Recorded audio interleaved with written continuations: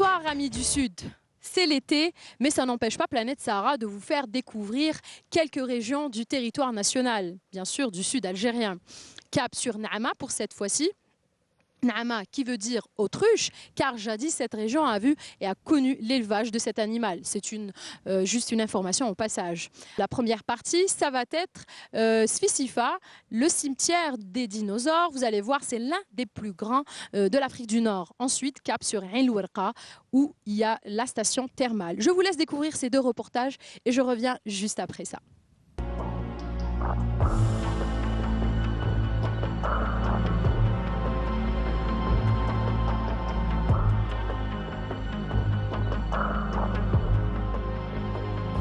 La wilaya de Naama est connue pour ses gravures rupestres, ses qsours et ses nouveaux sites de fossiles de dinosaures. C'est au milieu de nulle part qu'apparaît soudainement une architecture à la forme dorsale d'un dinosaure. C'était là le musée de Rouis Seldir, le premier musée algérien consacré aux dinosaures et aux autres fossiles de la région. Le musée offre un véritable voyage dans le temps qui remonte aux traces de la vie dans la région, il y a des millions d'années. Le site de Sfisifa Oulkak est un site fabuleux. Il recèle non seulement les géants des qsours, mais les géants des qsours du fait de l'existence de plusieurs sites et des ossements éparpillés. Cette découverte permettra très sûrement un développement très rapide du tourisme dans la région, puisque de nouveaux produits basés sur la paléontologie et la vie des dinosaures vont naître. La découverte dans ce site de 50e ossement d'un dinosaure a fait sortir cette localité de l'anonymat. Si la conséquence au niveau touristique pour la région est importante, au point de vue scientifique, elle est primordiale du point de vue paléontologique et archéologique.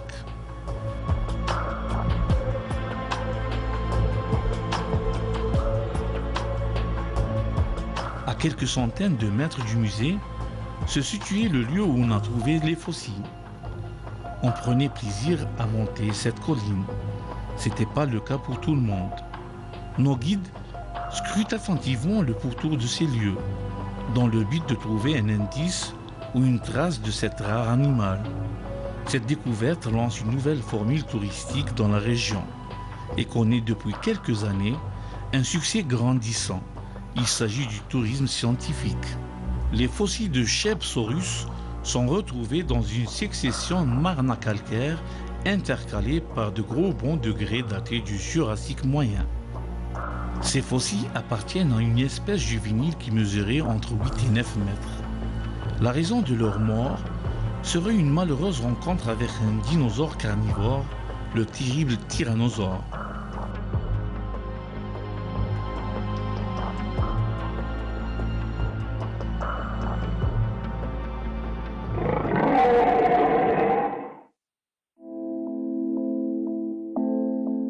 Dès le premier regard, une palette de couleurs intenses et étonnante ravissante y repose l'esprit. C'est Ain Louerqa, un véritable musée à ciel ouvert où tous les âges géologiques sont représentés sur un espace restreint. Le site est connu par les habitants de la région pour les qualités curatives des eaux de sa station thermale, où la température peut avoisiner les 46 degrés. Le premier lac mitoyen au hammam appelé Dzira est occupé en grande partie par des plantes émergées, roselières d'une beauté exceptionnelle. La cuvette circonscrite par les montagnes abruptes qu'on appelle cirque de Ain Louerqa est une magnifique toile naturelle offrant une vue exceptionnelle qui éblouira les amoureux de la nature. Deux étangs enchanteurs aux eaux salées claires et profondes provenant des sources d'eau thermale et aussi captivants l'un que l'autre, s'étendent au pied du majestueux Djebel Chamarir. Le lac représente un biotope pour la faune sauvage sédentaire ou migratrice qui la fréquente régulièrement. C'est un véritable vivier pour les nombreuses espèces animales protégées. Pas moins de 19 oiseaux d'eau sont recensés. On y trouve le bec croisé, merle bleu et le pigeon ramier. Le cirque est aussi un pôle de visite pédagogique des chercheurs et des étudiants sur l'écosystème et les zones humides dans la région stépique. Les milieux humides remplissent de multiples fonctions qui ont des effets positifs sur l'environnement et l'être humain. Ils participent notamment au maintien de la qualité de l'eau sur la planète. Ces zones représentent une biodiversité d'une grande richesse. Fragile, ils comptent parmi les milieux naturels les plus riches au monde.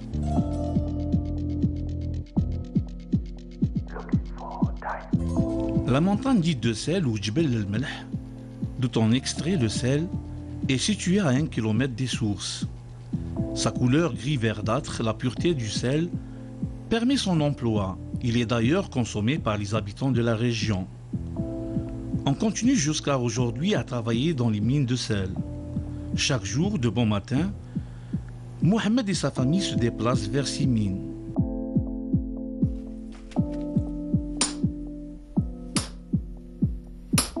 Défricher, séparer la terre du rocher, puis extraire des pièces de sel est leur quotidien.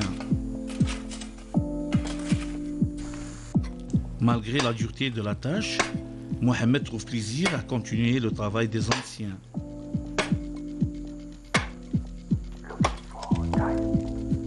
Aujourd'hui, il lègue ce patrimoine à son fils Kamel.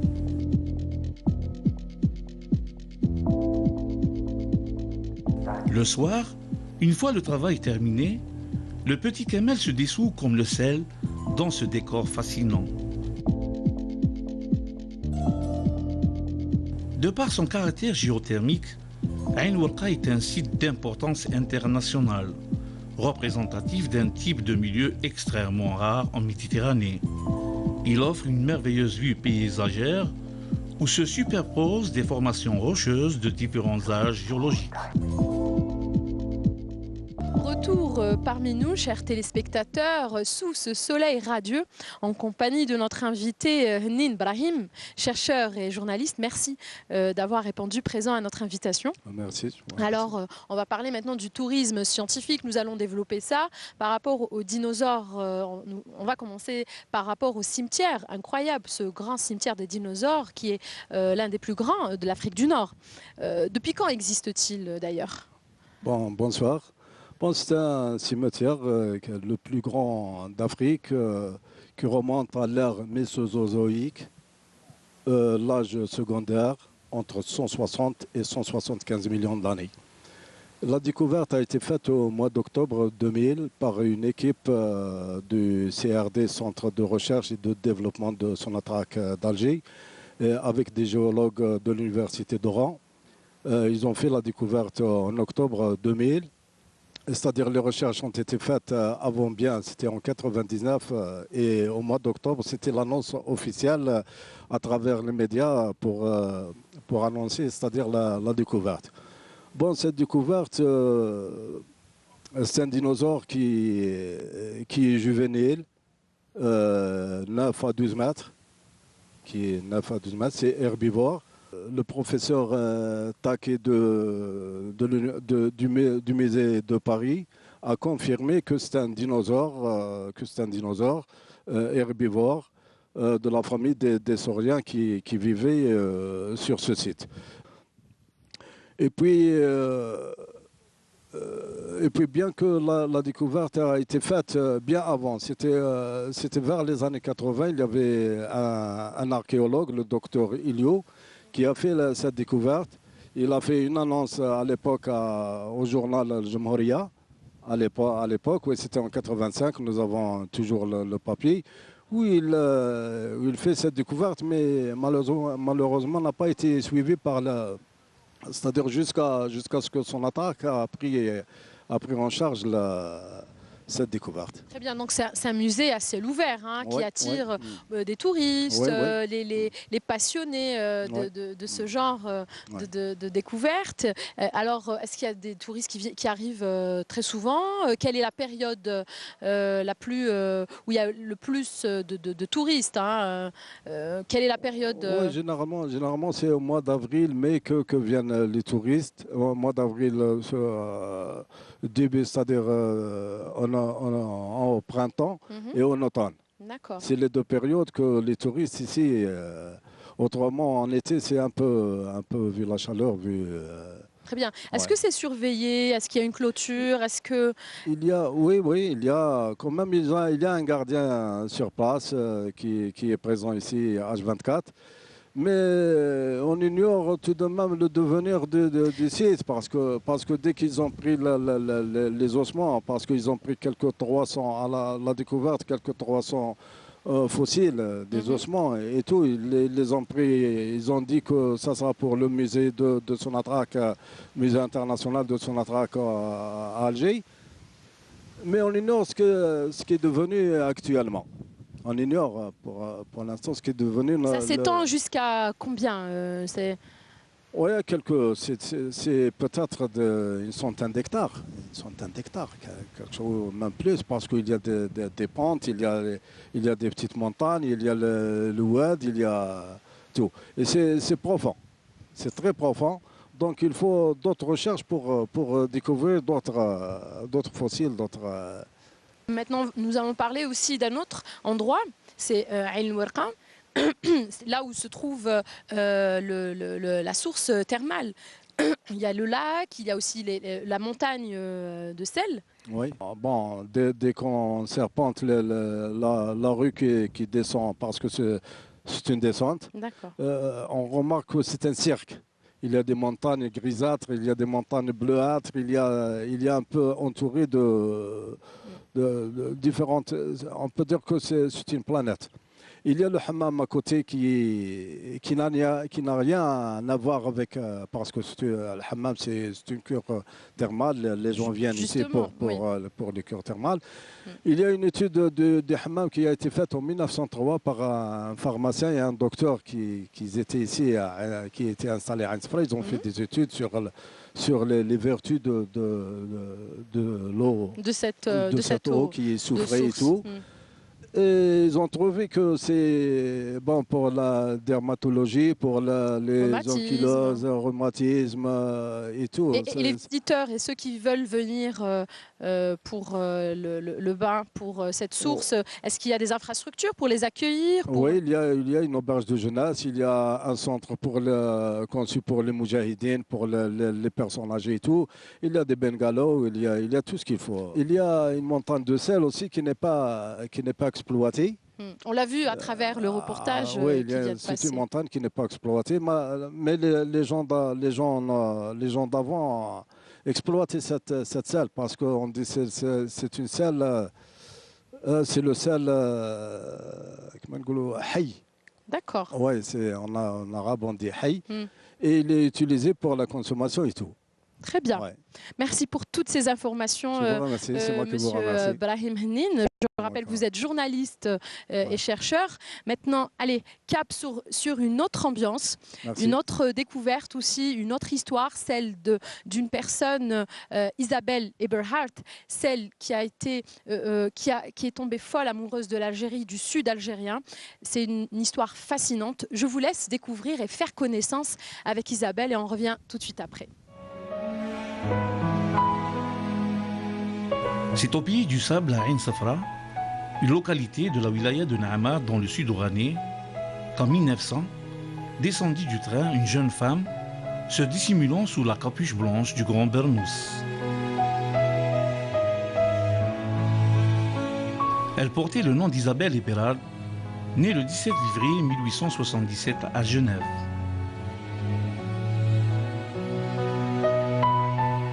Son destin est le destin d'une femme de la bonne société, éprise de liberté et de justice.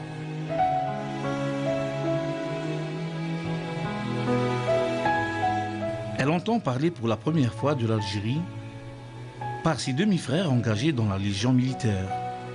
À 18 ans, ses premières nouvelles sur l'Algérie qu'elle n'a jamais visitée sont publiées dans divers journaux. À 20 ans, accompagnant sa mère, souhaitant se rapprocher de l'un de ses fils, elle découvre un pays, une culture, une religion qui vont l'imprégner totalement. Une fois en Algérie, elle prend le pseudonyme de Mahmoud. Déguisée en homme, elle sillonne seule à la manière des soldats bédouins Les contrées arides côtoient les caravanes et convois militaires. L'amour de sa vie est Slimane Henni, un soldat des corps de cavalerie indigène de l'armée française. Elle s'est mariée avec lui par la Fatiha selon les rites musulmans.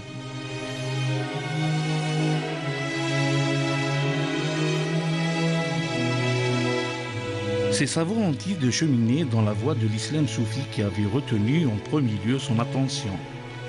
Si bien qu'en 1900, l'insolite vagabonde avait trouvé moyen d'être affiliée à la confrérie des Qadiriyas. Suite à une grande inondation en octobre 1904, Isabelle est retrouvée morte à l'âge de 27 ans dans les ruines de sa maison. Elle est enterrée selon le rituel musulman dans le cimetière de Ain Safra.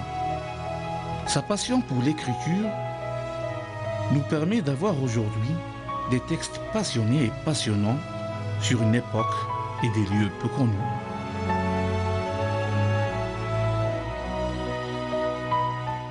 Une vie pleine de rebondissements qui a connu aussi des étapes assez extraordinaires, exceptionnelles. Mahmouda, comme on la nomme ici. Avec nous, Monsieur Ahmed Benchrif, merci d'être avec nous. Vous êtes écrivain, poète, membre de la Société des poètes français, également président du bureau des écrivains à Naama. À votre actif, vous avez notamment, entre autres, Marguerite, 2 livres, Marguerite 1 et 2. Alors, merci d'être parmi nous ce soir. Bienvenue. Tout d'abord, je dois vous souhaiter la bienvenue parmi nous. Et on commence à se familiariser avec cette mystérieuse télévision qui est Canal Algérie. Le public commence à la connaître. Le citoyen de Naama commence à se connaître et à se voir. Il se projette à l'avenir, il se projette dans d'autres sphères. Ça, c'est bon. Je remercie également M. Toufik Khladi, que j'ai eu l'insigne honneur de rencontrer dans un croisement en sortant de l'expression livre Ma Youssef Siyah, qui, il faut le dire, est passionné par Marguerite. Et nous espérons que le ministère des Moudjahidines donne le OK pour qu'on fasse un film. Voilà. Pour ce qui est d'Isabelle Eberhard, ou bien Mahmouda, vous savez, elle a connu un destin. On ne peut pas trouver d'explication à son aventure. Une explication plausible, objective, qui a ses raisons effectives, évidentes. On ne peut pas les trouver. Parce qu'elle avait vécu à Genève, elle est de souche noble, elle a vécu à Genève, gâtée, entourée d'affection, et Genève, c'est une très belle ville, etc. Elle avait eu un parcours scolaire et universitaire impeccable, sauf que la famille était de l'autre côté. La famille était sa famille était des progressistes, des modernistes. Ils étaient contre la politique du tsar. Voilà. Donc toute cette famille était espionnée, suivie à Genève même. Donc il y a eu des tracasseries, même pour aller visiter un pays, il y a eu des tracasseries pour l'autorisation consulaire, etc. etc. Alors elle est née Elle est née à Genève, le 17 février 1977, fille de Nathalie Eberhard. Bon. Et de père inconnu. Très bien. Mais ce qui est extraordinaire sur ce point-là précis, c'est que cette Isabelle Eberhard, fille unique, qui était fille illégitime, elle a su dépasser ce complexe. Elle l'a dépassé. Elle l'a maîtrisé. D'après ce qu'elle a raconté, ce qu'elle a écrit de sa propre main, elle dit « je suis née musulmane ». Et elle était attirée par de nouveaux horizons, changeants. Elle voulait, déjà à Genève, elle échangeait des correspondances avec Ali ibn Abdouhab, qui est un Tunisien, avec Abou Nadara, qui est égyptien, qui était à Paris, propriétaire d'une revue. Voilà. Bon. Comment ça a été fait le pont entre Genève et... Le pont, son frère Augustin était légionnaire à Saïda. Donc ils échangeaient constamment des lettres. Bon, parfois il exagérait, enfin parfois il parlait un peu d'hostilité du paysage, etc., etc. Mais elle le priait, elle l'exhortait de ne plus écrire de pareilles lettres pour ne pas éveiller les soupçons de son tuteur, qui est Tromovski, comme on dit le Vava, elle l'appelait Vava, pour lui permettre d'aller en Algérie. C'était son dessin. En 1895, qu'est-ce qu'elle fait? Elle commence à apprendre l'arabe et le kabyle. Elle avait à peu près quel âge? Mais 95, bon, elle est née, elle avait peut-être 18 ans. Il était très éveillé, il était vraiment mûr, forte personnalité. Elle aimait l'aventure, elle aimait le risque. Hein. Mais c'est ça justement, le nomadisme culturel. Bon, il y a eu des personnalités qui l'avaient inspiré à l'époque. Eugène Formentin, qui était un grand peintre, donc il faisait ses tableaux, les gens de Paris, les métropolitains étaient intéressés par cet exotisme, enfin, qui était au-delà de la Méditerranée. Donc elle en avait entendu parler. Il y avait aussi Pierre Loti, qui était un officier marin, voyageur, qui écrivait aussi. Donc ce genre de personne l'a un peu attiré vers ici. Et donc la première étape, c'était où? Bon, elle est venue en 97. À Bousaada, non? Non, elle est venue à Bonn en 1897. Oui, à Annaba, très elle est bien. restée quelque temps, puis elle est repartie. Donc son tuteur était en vie. Il l'adorait. Son père adoptif l'adorait. Ce n'était pas envisageable de courir l'aventure. Voilà. C'est pour cela, oui, c'est pour cela qu'elle prie son frère Augustin, qui était à Saïda, de parler en beauté seulement de l'Algérie, de décrire seulement les beaux paysages qui existent. Alors de Bonn, elle est arrivée ici? De Bonn, elle est passée à Louad, elle est restée quelque temps dans le sud-ouest. Elle vivait de ses écrits. Elle n'avait pas de revenus, elle vivait de ses écrits. Elle a vécu dans la misère en venant d'Algérie quand même. Bon. Elle s'est intégrée dans la société musulmane. En s'initiant à une confrérie mystique, la Qadiriya. Donc, les confréries, toutes les confréries, pas seulement la Qadiriya, la Taïbiya, la Rahmaniya, toutes les confréries, c'est l'amour du prochain, c'est l'amour divin, c'est la charité. C'est la générosité. Voilà, oui. C'était le mysticisme. Le mysticisme. Voilà, très bien. Deux, elle s'habillait d'une manière assez particulière aussi. Deux, elle s'habillait en homme, en garçon, disons en garçon. Parce que déjà à Genève, elle s'habillait en garçon. Elle voyageait sous le costume homme, un birlos, etc., et le turban. Elle s'est donné un homme, le nom d'homme, Mahmoud Saadi. Donc là... Et comment est arrivée Mahmouda? Mahmouda, bon, il y a eu en 1904 une grande bataille qu'a mené le héros invincible Bouamama, qui avait attaqué le poste de Tarit avec une force impressionnante, 4000 combattants. Elle y était là-bas? Non, elle n'était pas là-bas. Cette opération militaire avait fait beaucoup de bruit en Algérie et en France. D'accord. Donc on voulait savoir. Baruchon, Victor Baruchon, qui était son rédacteur en chef au journal, au périodique L'Akhbar, l'envoya comme reporter de guerre. Elle est sortie avec un guide, M. Msellek, en voyage. Finalement, il est sorti comme ça, je ne sais pas ce qu'il est allé faire.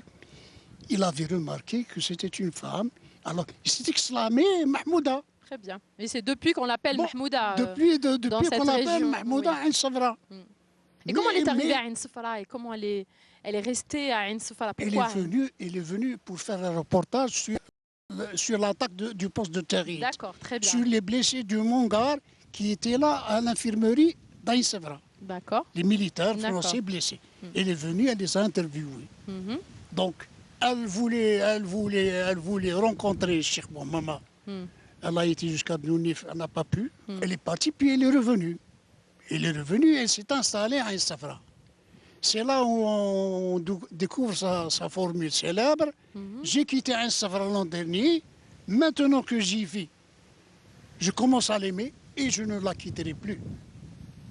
Et c'est là où elle découvre l'amour aussi? Non, l'amour, elle l'avait découvert à Ouadsouf. D'accord. Oui, c'est là qu'elle avait rencontré Slimane Lani. Ils ont été jusqu'à Marseille. Ils ont eu une belle histoire. Ouais, ils se sont mariés, il a eu l'autorisation. Et de ce fait, en se mariant à Slimane El-Hani, qui était spy, c'est-à-dire auxiliaire de l'armée française, donc il avait la citoyenneté française. Donc du coup, en se mariant, elle avait eu cette citoyenneté française. D'accord. Malgré ce statut, les colons la haïssaient. Parce qu'elle dérangeait. Elle écrivait sur les misères, sur comment le peuple algérien était traité comment par, il était traité, comment on percevait l'impôt, etc. Donc, Alouad, ses colons lui avaient collé une étiquette. Ils avaient écrit une lettre anonyme en l'accusant d'être espionne à la force de l'étranger. Et qui c'était étranger? L'ennemi de la France à l'époque, c'était la Grande-Bretagne. Bon, l'officier de garnison qui la connaissait, j'ai plus le nom maintenant, bah, il avait enquêté. Il a trouvé que c'était un bobard, que c'était une fabulation. Il avait écrit à ses supérieurs comme quoi que c'était faux. Donc, elle a été disculpée. D'ailleurs, elle a eu une fin assez tragique. Hein. Oui, on va parler de cette fin, parce oui. qu'elle était hospitalisée, je pense. Oui, hein. elle avait eu le paludisme à Bniounif, mais elle a quitté l'hôpital malgré l'avis contraire de son médecin. Elle voulait rencontrer son mari. Vous voulez le voir, oui. Et donc, oui. elle est sortie de l'hôpital parce qu'elle n'en pouvait plus. Oui. Elle voulait sortir de l'hôpital, même si elle était encore fragile. Elle était fragile. Et arrivée à la maison pour voir son mari, il y a eu le... C'était le 21 octobre, très beau soleil. Et qu'est-ce qui s'est passé? Ciel bleu, aucun nuage. Soudain, l'après-midi, à 2h, 3h de l'après-midi, un déluge d'eau qui arrive. Il arrive le soir, bon, il l'emporte. L'Oued ne s'est pas dégonflé que le lendemain. Et dans l'après-midi, parce qu'à 10h du matin, l'IOT nous dit que j'ai traversé l'Oued, pardon, et l'eau me frappait à la poitrine. Donc, ce n'est qu'à l'après-midi qu'il s'est dégonflé. Elle est sortie de l'hôpital le 20. Oui. Et elle est morte le 21. Le 21. Donc là, nous avons au Ksar, Mohamed Mousfa Belmiloud Sherif, qui est mon grand-père, qui était maître de Zawiya, Naïb, qui était aussi imam de la mosquée pendant 50 ans. Donc, et avec des notables, l'IOT, selon une version, l'IOT voulait l'enterrer dans un cimetière chrétien. Le cheikh de la Zawiya Taïbiya et des notables sont allés le voir et ils lui ont dit que c'est musulman, on doit l'enterrer au cimetière musulman. Donc, c'est pour ça qu'elle a été enterrée au cimetière musulman. À Ain Sefra. À Ain Sefra, Sidi Boujma. Et c'est mon grand-père également qui avait officié la prière du mort. Je sais qu'il y a un vœu qui vous tient vraiment à cœur. Effectivement. C'est l'organisation d'un colloque. L'organisation d'un colloque international. À Ain Sefra, pour dépoussiérer toutes ces pages d'histoire. d'Isabelle. Montrer, lui donner cette reconnaissance qu'elle réclame de sa propre Vous êtes fasciné par cette histoire, par cette femme? J'ai horreur de la justice.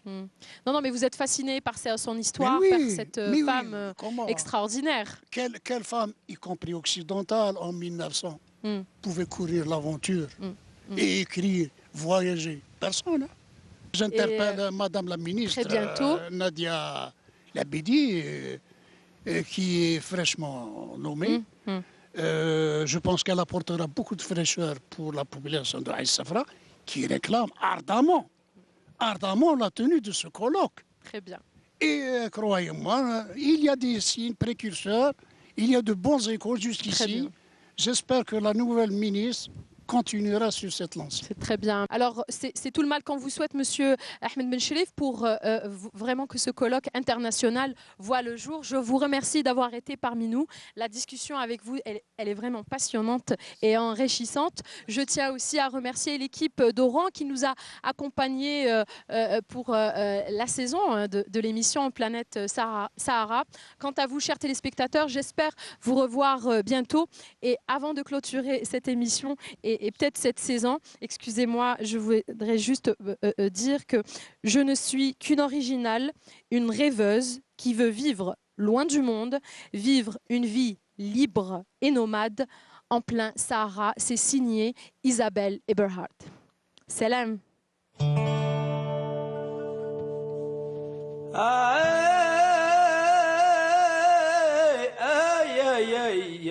يا